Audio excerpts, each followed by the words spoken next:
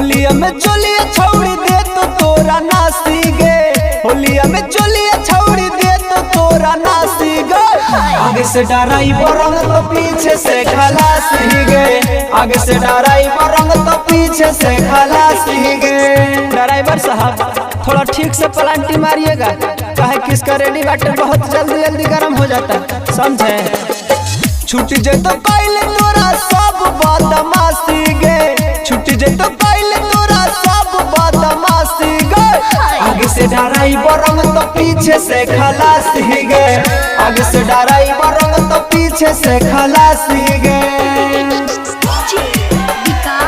पीछे से खलासी गे, आगे से डराई बरंग तो मटियार कला सीतामढ़ी पीछे से खलासी गे। ऐठल सब छौड़ी दे तो तोर छोड़ाई गे, दुनू रे मिल के दे तो लहंगा लेटाई गे।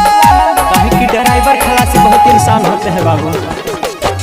ऐठल सब छौड़ी दे तो तोर छोड़ाई गे, दुनू रे मिल के दे तो लहंगा लेटाई गे। कोरावा में कस के छौड़ी ले तो तोरा साटी गे, कोरावा में कस के छौड़ी ले तो तोरा साटी गे। आगे से डराई बरंग तो पीछे से खलासी गे, आगे से डराई बरंग तो पीछे से खलासी गे। पीछे से खलासी गे,